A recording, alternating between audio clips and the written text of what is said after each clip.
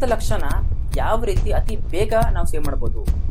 ಎಷ್ಟೋ ಜನಕ್ಕೆ ಇದು ಕಾಂಪ್ಲಿಕೇಟ್ ಅನ್ಕೊಂತೀರ, ತುಂಬಾ ಜನಕ್ಕೆ ಇದು ಅಸಾಧ್ಯ ಅಂತ ಅನ್ಕೊಂತೀರ. ನಿಮ್ಮೆಲ್ಲ ಒಂದು ಮಿತ್ಸ್ ಅಂತಾರಲ್ಲ, ಅಸಂಪ್ಷನ್ಸ್ ಅಂತಾರಲ್ಲ, ಅದನ್ನ ನಾನು ಬ್ರೇಕ್ ಮಾಡಿ 10 ಲಕ್ಷನ ಎಷ್ಟು ಈಸಿಯಾಗಿ ಸೇವ್ ಮಾಡ್ಬೋದು ಅಂತ ನಾನು ನಿಮ್ಗೆ ಹೇಳ್ಕೊಡ್ತೀನಿ.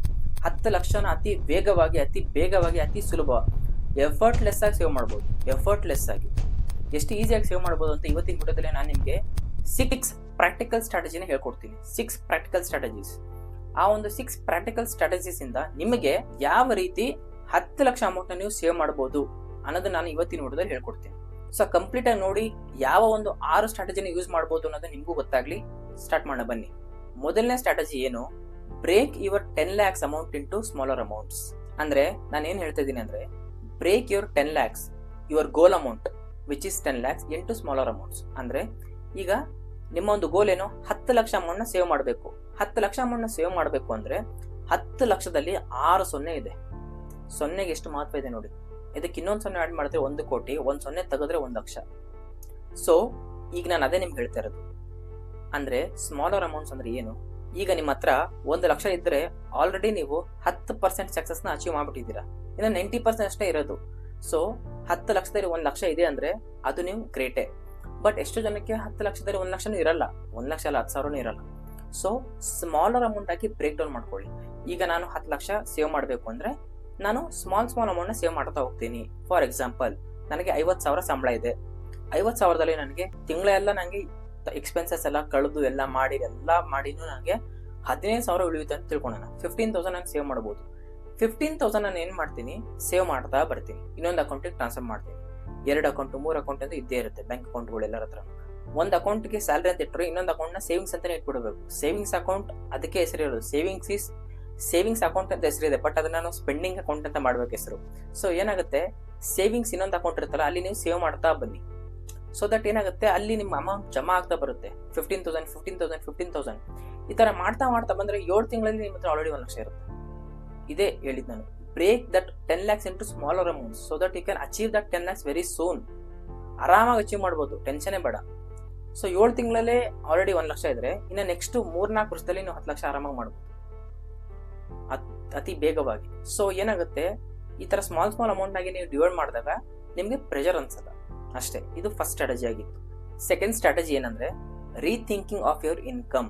ಸೆಕೆಂಡ್ ಸ್ಟ್ರಾಟಜಿನ ನಾನು ನಿಮ್ಗೆ ಒಂದು ಕೋಟ್ ಮೂಲಕ ಒಂದು ಎಕ್ಸ್ಪ್ಲೇನ್ ಮಾಡ್ತೀನಿ. ಮಾರ್ಗನ್ ಹೌಸಲ್ ಅನ್ನೋರು ಒಂದು ಕೋಟ್ ಹೇಳಿದ್ದಾರೆ. ಏನ್ ಹೇಳಿದಾರೆ ಅವರು? Savings is equal to income minus expenses ಅಲ್ಲ, ಸೇವಿಂಗ್ಸ್ ಅಂದ್ರೆ ಇನ್ಕಮ್ ಮೈನಸ್ ಈಗೋ. ನೋಡಿ ಎಷ್ಟು ಚೆನ್ನಾಗಿ ಹೇಳಿದ್ದಾರೆ. ಸೇವಿಂಗ್ಸ್ ಅಂದ್ರೆ ಇನ್ಕಮ್ ಮೈನಸ್ ಎಕ್ಸ್ಪೆನ್ಸಸ್ ಅಲ್ಲ. ಇನ್ಕಮ್ ನನಗೆ 30,000 ಇದೆ, ಎಕ್ಸ್ಪೆನ್ಸಸ್ ನನಗೆ 25,000, 5,000 ನನಗೆ ಇನ್ಕಮ್ ಇಲ್ಲ, ಸೇವಿಂಗ್ಸ್ ಅಲ್ಲ. ಸೇವಿಂಗ್ಸ್ ಅಂದ್ರೆ ಇನ್ಕಮ್ ಮೈನಸ್ ಈಗೋ. ಯಾಕೆ ಈಗೋನ ಅವ್ರು ಬಳಸಿದಾರೆ ಅಂದ್ರೆ, ದಿ ಸೈಕಾಲಜಿ ಆಫ್ ಮನಿ, ಈ ಒಂದು ಬುಕ್ ನ ಆಥರ್ ಮಾರ್ಗನ್ ಹೌಸಲ್, ಇವರು ಈ ತರ ಹೇಳಿದ್ದಾರೆ. ಯಾಕೆ ಆ ತರ ಹೇಳಿದ್ದಾರೆ ಅಂದ್ರೆ, ಈಗ ಏನಾಗುತ್ತೆ ಗೊತ್ತಾ, ಮೋಸ್ಟ್ ಆಫ್ ದ ಟೈಮ್ಸ್ ಏನಾಗುತ್ತೆ, ನಮ್ಮ ಒಂದು ಈಗೋ, ನಮ್ಮ ಒಂದು ಸೆಲ್ಫ್ ಸ್ಯಾಟಿಸ್ಫ್ಯಾಕ್ಷನ್ಗೋಸ್ಕರ ನಾವೇನ್ ಮಾಡ್ತೀವಿ, ಥಿಂಗ್ಸ್ ನ ಪರ್ಚೇಸ್ ಮಾಡ್ತೀವಿ. ಈಗ ಏನಾಗಿದೆ, ಇ ಕಾಮರ್ಸ್ ಪ್ಲಾಟ್ಫಾರ್ಮ್ ಬಂದ್ಮೇಲೆ ಅಂತೂ ತುಂಬಾ ಅತಿ ವೇಗವಾಗಿ ಎಲ್ಲಾನು ನಮ್ಗೆ ಕೈಯಲ್ಲೇ ಸಿಗುತ್ತೆ.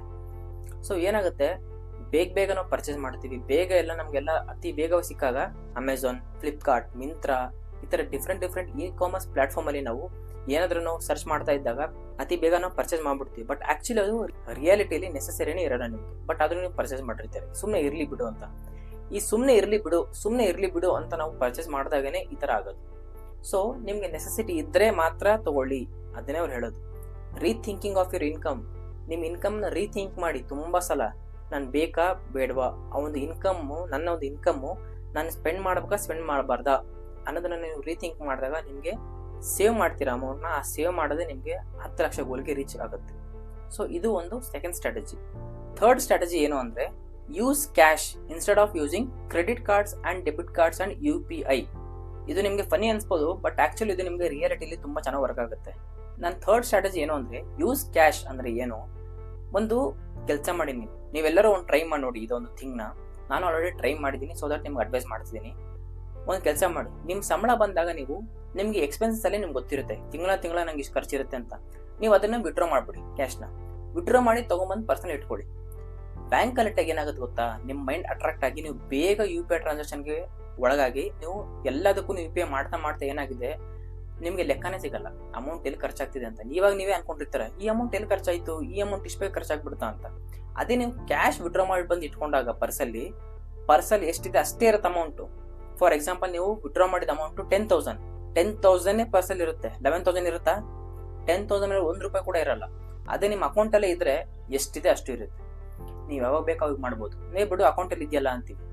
ಆಚೆ ಹೋಗೋವಾಗ ಏನಾದ್ರು ತಗೊಂಬರಕ್ ಹೋದಾಗ ನಮಗೆ ನಾವು ಕ್ಯಾಶ್ ತಗೊಂಡು ಹೋಗಲ್ಲ. ಸಮ್ಟೈಮ್ಸ್ UPI ಇದೆ ಬಿಡು ನೋಡ್ಕೊಳ್ಳೋಣ ಅಂತೀವಿ. ಸೊ ಈ ಒಂದು ಮೈಂಡ್ ಸೆಟ್ ಬಂದಾಗ ನಾವು ಸೇವ್ ಮಾಡೋದು ತುಂಬಾ ಕಮ್ಮಿ ಆಗ್ಬಿಡುತ್ತೆ. ಸೊ ಇದೊಂದು ಅಡ್ವೈಸ್ ಅಷ್ಟೇ. ನೀವು ಒಂದು ಕೆಲಸ ಮಾಡಿ, 1 ಮಂತ್ ಟ್ರೈ ಮಾಡಿ ನೋಡಿ, 1 ತಿಂಗಳು ವಿಡ್ರಾ ಮಾಡಿ ಕ್ಯಾಶ್ನ. ಅತಿಯಾಗಿ ಕ್ಯಾಶ್ ಯೂಸ್ ಮಾಡಿ. ಸೈನ್ಸ್ ಏನ್ ಹೇಳುತ್ತೆ ಅಂದ್ರೆ, ಯಾವ ವ್ಯಕ್ತಿ ಕ್ಯಾಶ್ ಯೂಸ್ ಮಾಡ್ತಾನೆ ಆ ವ್ಯಕ್ತಿ ಆಕ್ಚುಲಿ ತುಂಬಾ ಡಿಫಿಕಲ್ಟ್ ಆಗುತ್ತಂತೆ. ಬಿಕಾಸ್ ಆ ವ್ಯಕ್ತಿ ಹ್ಯಾಂಡಲ್ ಮಾಡೋಕ್ಕಾಗಲ್ಲ ಕ್ಯಾಶ್ ಕಾಂಪೋನೆಂಟ್ನ. ಸೊ ದಟ್ ಎಲ್ಲರೂ ಈಗ UPI ಮೇಲೆ ಡಿಪೆಂಡ್ ಆಗಿರೋದ್ರಿಂದ UPI ಟ್ರಾನ್ಸಾಕ್ಷನ್ ಜಾಸ್ತಿ ಆಗುತ್ತೆ. ಸೊ ಕ್ಯಾಶ್ ಒಂದ್ಸಲ ಯೂಸ್ ಮಾಡಿ ನೋಡಿ, ಇದೊಂದು ಟ್ರೈ ಮಾಡಿ ನೋಡಿ. Third strategy. ಸೊ ದಟ್ ಏನಾಗುತ್ತೆ, ಕ್ಯಾಶ್ ವಿಡ್ರಾ ಮಾಡಿದಾಗ ಅಕೌಂಟಲ್ಲಿ ದುಡ್ಡು ಇರುತ್ತಲ್ಲ, ಅದು ಅಗೇನ್ ನಿಮಗೆ ಸೇವಿಂಗ್ಸ್ ಅಕೌಂಟ್ ಟ್ರಾನ್ಸ್ಫರ್ ಮಾಡಿ ಇಟ್ಕೊಳ್ಳಿ. ಅಗೇನ್ ಅದು ನಿಮಗೆ 10 ಲಕ್ಷಕ್ಕೆ ರೀಚ್ ಆಗಿ ಹೆಲ್ಪ್ ಮಾಡುತ್ತೆ. ಇದು ಥರ್ಡ್ ಸ್ಟ್ರಾಟಜಿ. ಫೋರ್ತ್ ಸ್ಟ್ರಾಟಜಿ ಏನು ಅಂದ್ರೆ, treat your SIPs as EMI and loans. ನೋಡಿ ಎಷ್ಟು ಚೆನ್ನಾಗಿದೆ ಇದು strategy. Treat your SIPs as loans and EMIs ಅಂತ ನಾನು ಹೇಳ್ತಾ ಇದ್ದೀನಿ. ನೋಡಿ, SIP ನಾವು ಇನ್ವೆಸ್ಟ್ಮೆಂಟ್ ಅಂತ ಕರಿತೀವಿ, ಹೌದು. ಸೇವಿಂಗ್ಸ್ ಅಂತೀವಿ, ಇನ್ವೆಸ್ಟ್ಮೆಂಟ್ ಅಂತೀವಿ, ಕರೆಕ್ಟ್. ಬಟ್ ಅದನ್ನ ನಾವು EMI ತರ ಫೀಲ್ ಮಾಡಿದಾಗ, ಇಲ್ಲ ಲೋನ್ ತರ ಫೀಲ್ ಮಾಡಿದಾಗ ಎಷ್ಟು ಡಿಸಿಪ್ಲಿನ್ ನಾವು ಮಾಡ್ತಾ ಹೋಗ್ತೀವಿ ಅನ್ನೋದ್ರದ್ದು ಇಂಪಾರ್ಟೆನ್ಸ್ ಇಲ್ಲಿ ಹೇಳ್ತಾ ಇರೋದು ಆ ಒಂದು ಸೆಂಟೆನ್ಸ್. ಯಾಕಂದ್ರೆ ಫಾರ್ ಎಕ್ಸಾಂಪಲ್ ನೀವು ಒಂದು ಬೈಕ್ ಪರ್ಚೇಸ್ ಮಾಡ್ತೀರಾ, ಈ ತಿಂಗಳು ಕೆಲಸ ಸೇರ್ಕೊಂಡಿದ್ದೀರಾ ಅಂತ ಅನ್ಕೊಳ್ಳೋಣ. ಈ ತಿಂಗಳೇ ಬೈಕ್ ಪರ್ಚೇಸ್ ಮಾಡ್ತೀರಾ, ನೆಕ್ಸ್ಟ್ ತಿಂಗಳಿಂದ EMI ಕಟ್ತಾ ಹೋಗ್ತೀರಾ. ಬೈಕ್ EMI ತಗೊಂಡಿದ್ರೆ EMIಗೆ ಕಟ್ತಾ ಹೋಗ್ತೀರಾ ನೀವು ಅಮೌಂಟ್. ಸೊ 6,000 ಪೇ ಮಾಡ್ತಾ ಹೋಗ್ತೀರಾ ಅಂತ ಅನ್ಕೊಳ್ಳೋಣ.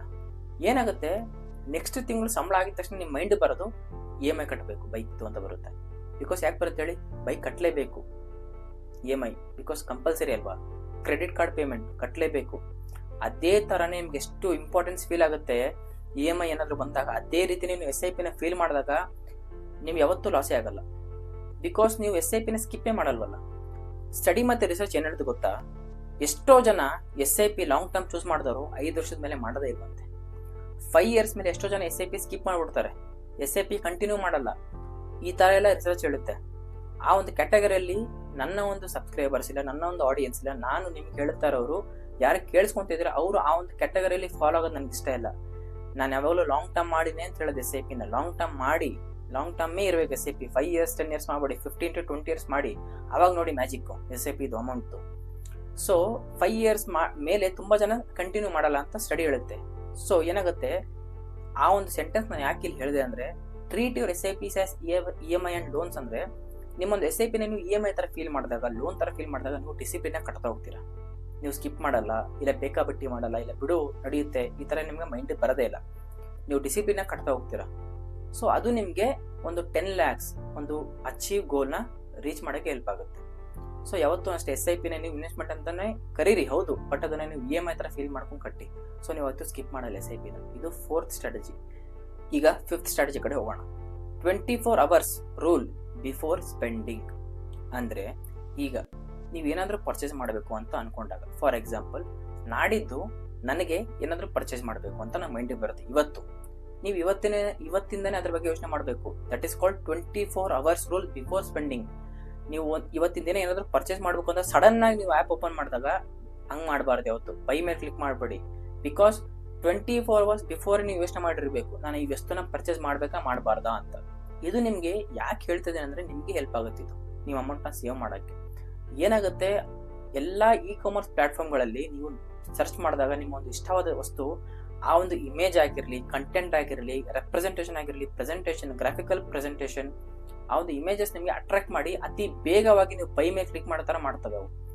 ಇದನ್ನೇ ನಾವು ಮಾರ್ಕೆಟಿಂಗ್ ಸ್ಕಿಲ್ಸ್ ಅಂತ ಕರಿತೀವಿ. ಸೊ ಏನಾಗುತ್ತೆ, ಅವ್ರು ಈ ತರ ಎಲ್ಲ ನಿಮ್ಮ ಇಮೇಜಸ್ ಅಪ್ಲೋಡ್ ಮಾಡಿದಾಗ ನೀವು ಬೇಗ ಬೈ ಮೇಲೆ ಕ್ಲಿಕ್ ಮಾಡಿ ಅಂತಾನೆ ಅವರ ಒಂದು ಇಂಟೆನ್ಷನ್ ಆಗಿರುತ್ತೆ. ಸೊ ನೀವು ಅದನ್ನ ಮಾಡಬೇಡಿ ಅಂತ ಹೇಳ್ತಾರ ನಾನು. ಬಟ್ ಅದಕ್ಕಿಂತ ಮುಂಚೆ ಯೋಚನೆ ಮಾಡಿ, ಆ ವಸ್ತು ನಂಗೆ ಬೇಕಾ ಬೇಡವಾ.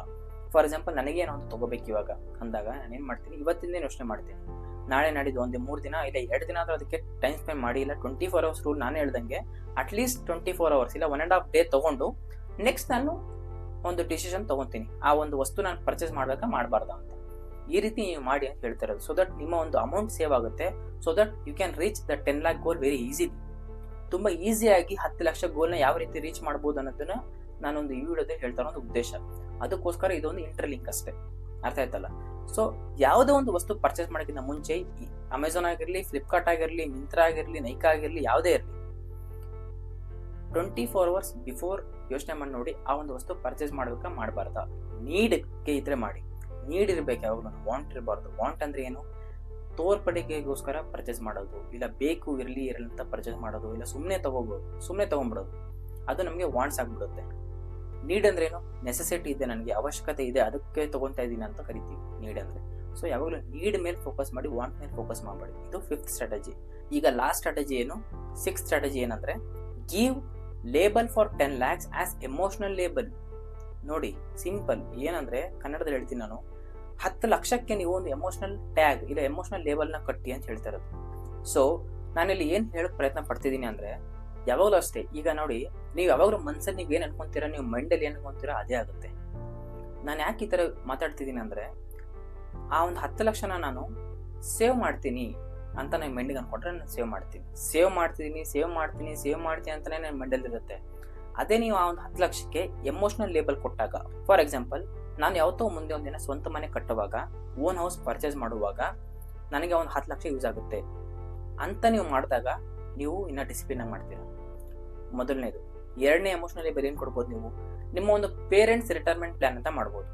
ಸುಮ್ಮನೆ ಎಕ್ಸಾಂಪಲ್ ಹೇಳ್ತಾ ಇರೋದು, 10 ಲಕ್ಷ ಅವ್ರ ಮೇಲೆ ಹೆಸರು ಮಾಡಿಸಿ FD ಮಾಡಿ ಇಟ್ಬಿಡೋದು. ಸೊ ದಟ್ ಅದು ನಿಮ್ಗೆ ರಿಟರ್ನ್ಸ್ ಬರ್ತಾ ಇರುತ್ತೆ. ಈಗನೂ ಮಾಡ್ಬೋದು, ಇದ್ರೆ ಹೇಳ್ತಾ ಇರೋದು. ಇಲ್ಲ ಅಂದ್ರೆ ನೀವು ಸೇವ್ ಮಾಡ್ತಾ ಹೋಗ್ಬೋದು. ಸೊ ದಟ್ ನಿಮ್ ಪೇರೆಂಟ್ಸ್ ರಿಟೈರ್ಮೆಂಟ್ ಪ್ಲಾನ್ ಅಲ್ಲಿ, ರಿಟೈರ್ಮೆಂಟ್ ಏಜ್ ಅಲ್ಲಿ ಆ ಒಂದು ಅಮೌಂಟ್ ಯೂಸ್ ಆಗುತ್ತೆ. ಸೊ ದಟ್ ಇದು ಒಂದು ಎಮೋಷನಲ್ ಲೇಬಲ್ ಅಲ್ವಾ? ನಿಮ್ಮ ಒಂದು ಪೇರೆಂಟ್ಸ್ಗೋಸ್ಕರ ನೀವು ಮಾಡ್ತೀನಿ ಅಂದಾಗ ನೀವು ಡಿಸಿಪ್ಲಿನ್ ಮಾಡ್ತೀರಾ. ಸೊ ಈ ರೀತಿ ನಿಮ್ಗೆ ಎಮೋಷನಲ್ ಲೇಬಲ್ ಕೊಟ್ಕೊಳ್ಳಿ. ಆ ಒಂದು 10 ಲಕ್ಷಕ್ಕೆ ಇನ್ವೆಸ್ಟ್ಮೆಂಟ್ ಮಾಡ್ತೀನಿ ನಾನು, ಸೇವಿಂಗ್ಸ್ ಇರ್ಲಿ ಅಂತ ಮಾಡಿದ್ರೆ ಜಸ್ಟ್ ನೀವು ಬೇಕಾಬಿಟ್ಟಿನೂ ಮಾಡ್ಬೋದು. ಒಂದು, ಇಲ್ಲ ಸ್ಕಿಪ್ಪು ಮಾಡ್ತೀರಾ, ಇಲ್ಲ ಕಂಟಿನ್ಯೂ ಮಾಡಲ್ಲ, 10 ಲಕ್ಷ ರೀಚ್ ಆಗಲ್ಲ. ಅದೇ ನೀವು ಎಮೋಷನಲ್ ಲೇಬಲ್ ಕೊಟ್ಟಾಗ ನೀವು ಡಿಸಿಪ್ಲಿನ್ ಮಾಡ್ತೀರಾ. ಸೊ ಅದಕ್ಕೆ 6th ಸ್ಟ್ರಾಟಜಿ ಏನು ಅಂದ್ರೆ, ಗಿವ್. ಆ 10 ಲಕ್ಷಕ್ಕೆ ಒಂದು ಎಮೋಷನಲ್ ಟ್ಯಾಗ್ ನ ಕೊಟ್ಕೊಳ್ಳಿ. ನೀವೇನೆ ಮೈಂಡಲ್ಲಿ ನೀವೇ ಅನ್ಕೊಳ್ಳಿ, ಆ ಒಂದು 10 ಲಕ್ಷ ನಾನು ಮುಂದೆ ಅದಕ್ಕೂ ಒಂದು ಸಂದರ್ಭದಲ್ಲಿ ಈ ಒಂದು ಪರಿಸ್ಥಿತಿಗೆ ಯೂಸ್ ಆಗ್ಲಿ ಅಂತ. ಸೊ ದಟ್ ನೀವು ಅದನ್ನ ಡಿಸಿಪ್ಲಿನ್ ಮಾಡ್ತೀರಾ. ಇದು 6th ಸ್ಟ್ರಾಟಜಿ. ನೋಡಿದ್ರಲ್ಲ ಯಾವ ರೀತಿ 6 ಸ್ಟ್ರಾಟಜಿ ನಾನು ನಿಮ್ಗೆ ಹೇಳಿದೆ ಅಂತ. ಈ ರೀತಿ 6 ಪ್ರಾಕ್ಟಿಕಲ್ ಸ್ಟ್ರಾಟಜಿನ ನೀವು ಫಾಲೋ ಮಾಡಿದಾಗ ಡೆಫಿನೆಟ್ಲಿ 100% ಕಣ್ಣು ಮುಚ್ಚಿ ನೀವು ಅತಿ ವೇಗವಾಗಿ, ಅತಿ ಸುಲಭವಾಗಿ, ಎಫರ್ಟ್ಲೆಸ್ ಆಗಿ ನೀವು 10 lakhs ರೀಚ್ ಮಾಡ್ಬೋದು. ಎಷ್ಟೋ ಜನಕ್ಕೆ ಪಾಸಿಬಲ್ ಇರಲ್ಲ ಇದು. 10 ಲಕ್ಷ ನಾನು ಸೇವ್ ಮಾಡ್ಬೋದಾ? 10 lakh, 10 lakhs is not small amount. 10 lakh ದೊಡ್ಡ ಅಮೌಂಟೇನೆ. ಈಗಿನ ಕಾಲದಲ್ಲೂ 10 ಲಕ್ಷ ದೊಡ್ಡ ಅಮೌಂಟೇ. 10 ಲಕ್ಷ ಸೇವ್ ಮಾಡೋದು ತುಂಬಾ ಈಸಿ, ತುಂಬಾ ಪಾಸಿಬಲ್ ವೇನೆ. ಬಟ್ ಅದಕ್ಕೆ ನಿಜವಾಗ್ಲೂ ನಮ್ಮಲ್ಲಿ ಲ್ಯಾಗ್ ಆಗೋದೇನು ಅಂದ್ರೆ ಬಿಹೇವಿಯರ್, ಡಿಸಿಪ್ಲಿನ್, ಆಮೇಲೆ ಕನ್ಸಿಸ್ಟೆನ್ಸಿ, ಡೆಡಿಕೇಶನ್, ಇವ್ಯಾವು ಇಲ್ಲ ನಮ್ಮಲ್ಲಿ. ಇವ್ಯಾವು ನಮ್ಮ ಹತ್ರ ಇರಲ್ಲ, ಅದಕ್ಕೆ ನಾವು ಅದನ್ನ ರೀಚ್ ಆಗಲ್ಲ. ಇವೆಲ್ಲ ನಮ್ಮ ಹತ್ರ ಇದ್ದಾಗ ಡೆಫಿನೆಟ್ಲಿ ನಾವು ಅದು 10 lakhs ಅಲ್ಲ, ಅದಕ್ಕಿಂತ ತುಂಬಾ ಅಮೌಂಟ್ ನಾವು ರೀಚ್ ಆಗ್ತೀವಿ. ಓಕೆ, ಸೊ ಈ ವಿಡಿಯೋ ನಿಮ್ಗೆ ಇಷ್ಟ ಆದರೆ ಲೈಕ್ ಮಾಡಿ, ಸಬ್ಸ್ಕ್ರೈಬ್ ಕೂಡ ಮಾಡ್ಕೊಳ್ಳಿ, ಶೇರ್ ಕೂಡ ಮಾಡಿ. ಆ್ಯಂಡ್ ಯಾವುದಾದ್ರೂ ಟಾಪಿಕ್ ಮೇಲೆ ವಿಡಿಯೋ ಮಾಡಬೇಕು ಅಂದರೆ ಕಮೆಂಟ್ ಮಾಡಿ, ಇಲ್ಲ ನಂಗೆ ಇಮೇಲ್ ಕಳಿಸಿ, ನಾನು ಮಾಡ್ತೀನಿ ಡೆಫಿನೆಟ್ಲಿ. Thank you.